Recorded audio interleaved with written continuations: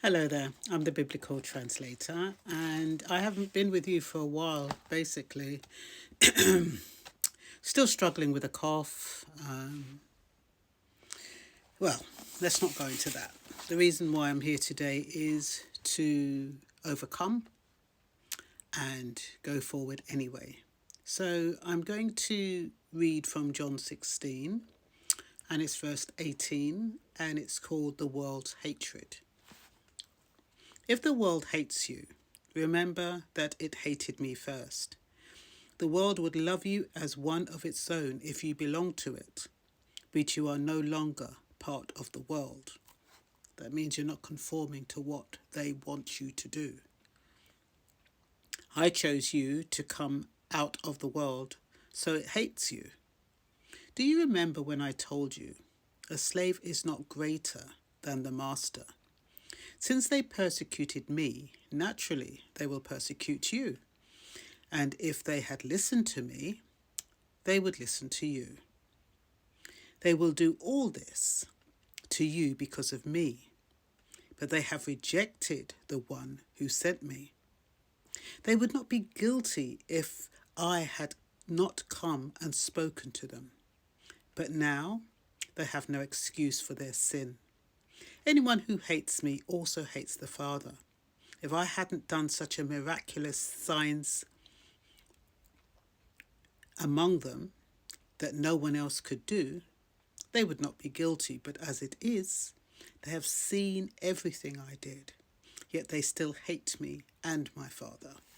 This fulfills what is written in the scriptures. They hated me without cause. But I will send you the advocate, the Spirit of truth. He will come to you from the Father and will testify all about me. And you must also testify about me because you have been with me from the beginning of my ministry. And as I opened up the Bible on that point, I admit I did ask God for guidance on what I should speak on today, and it made me think about what is going on in the country, especially the UK.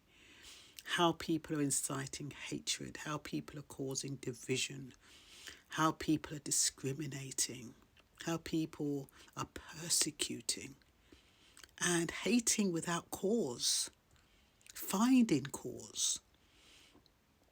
And what that verse is saying is that Jesus was discriminated against. He was persecuted. He was ridiculed. Even on the cross as he was dying, they were still discriminating against him for no reason.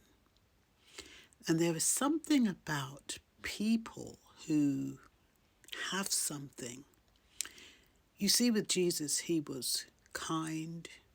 He helped the blind. He helped the sick. He was always supporting the disabled and those who were less than. And he would perform miracles for those people who were less than because they had faith in him. And because he could do what no others could do, they were jealous of him. It's envy.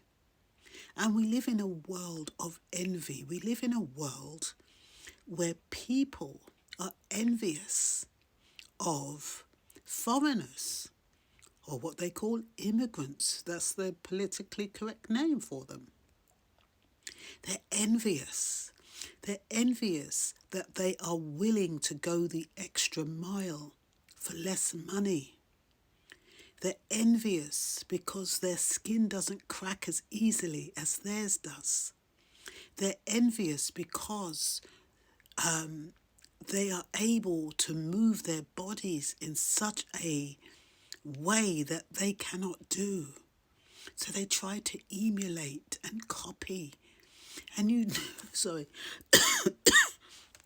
and you're noticing more and more how we have a segment of people who are copying other cultures, mirroring other cultures, plumping up their lips, plumping up their bums, plumping up their breasts, Botox, tanning, wigs and weaves now and braids.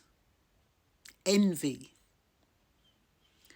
Why can't they be satisfied with who they are? And then, on top of all of that, they ridicule, they resent, and they show hatred. This is a minority, of course. They show hatred. This is the world we're living in now.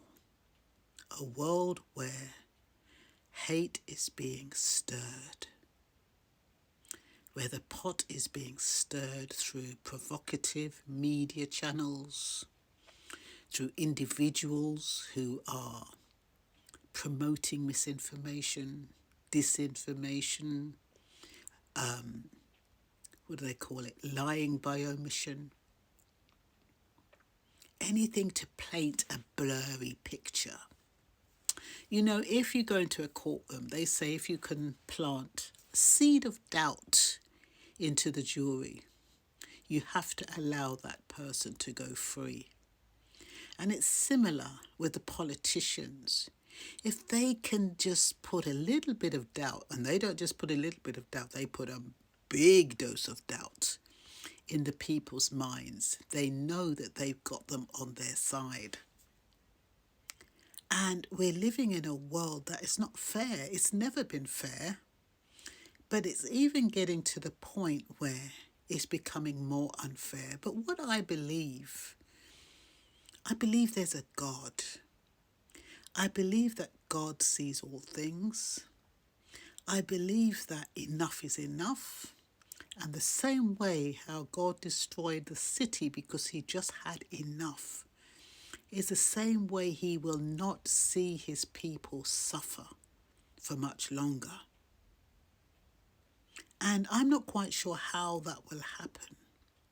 But I think what will happen is that we'll have more on our side who are not of us. I think the minority will become a majority when people unite. People of all cultures and all colours and races and ethnicities. And I think the minority that is instilling hatred or inciting hatred will have to back down. At the moment, you know, it's all just a guise because, you know, I think the country's in a mess. They don't want to tell us it's a mess. I mean, they tell us it's a mess, but I don't think people understand how serious the mess is and how those responsible for the mess don't want to accept responsibility. So I think, you know, they always say when the country's in crisis, they have a war. Then they clean the slate and start all over again. So it looks like we are heading that way towards, I mean, some people talk civil war, some people say it's World War III. We don't know. But we know there's enough stirring the pot to incite something, and very soon. All we can pray for, all we can say for ourselves is, for those of us who are being discriminated, and for those of us who are being hated upon, just remember, Jesus went through it. And yes, he ended up being crucified on the cross, so he made a sacrifice. And I guess we too will have to make our individual sacrifices, because we cannot stop the hatred. And normally love overcomes hatred, but when you're outnumbered, it's very, very difficult. But it's not impossible, because each one teaches one.